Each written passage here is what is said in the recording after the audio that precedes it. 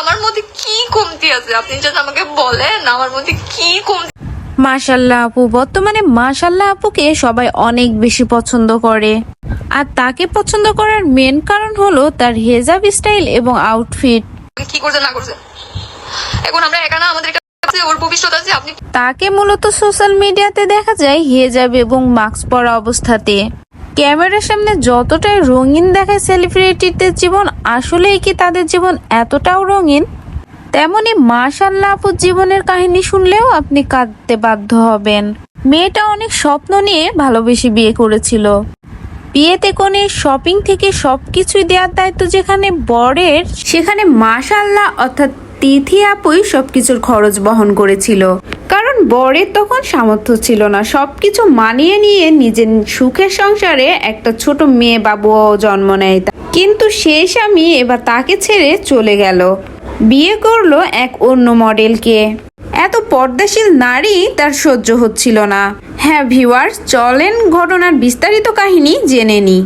আমি সব কিছু ভুলে যাব আগে কি করছে না করছে। মেয়েটি উচ্চশিক্ষিত, সুন্দরী এবং আর্থিক অবস্থাও অনেক ভালো। নাম সুমাইশা তিথি, যাকে সবাই মাশাআল্লাহ আপু বলে চেনে। গতকাল রাতে লাইভে এসে সে নিজের স্বামী নেওয়াজের সম্পর্কে সমস্ত তথ্য ফাঁস করেছে।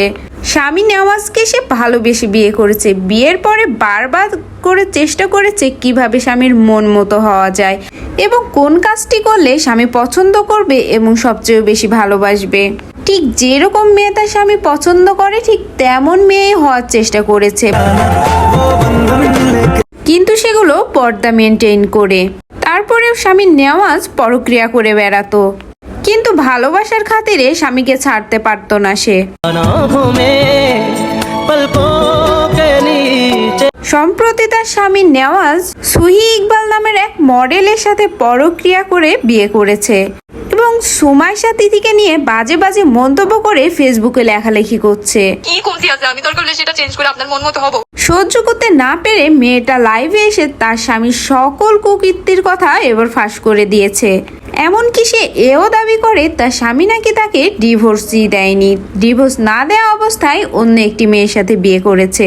কখনোই তার স্বামী তার সাথে লয়াল ছিল না, তবুও কিন্তু সে তার স্বামীকে ছাড়তে পারেনি, সে স্বামী তাকে ছেড়ে দিল।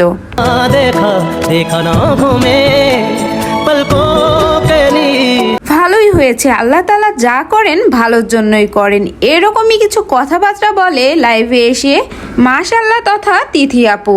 পরক্রিয়ায় জড়িত স্বামীকে বারবার চেষ্টা করেছে ফিরিয়ে আনার জন্য, এমনকি নিজের সন্তানের কথা বলেও বারবার চেষ্টা করেছে ফিরিয়ে আনতে, যে আমার জন্য না হলেও আমাদের সন্তানের ভবিষ্যৎ আছে, তার কথা ভেবে হলেও তুমি ফিরে আসো, তুমি আগে যা কিছু করেছো আমি সব কিছু ভুলে যাব।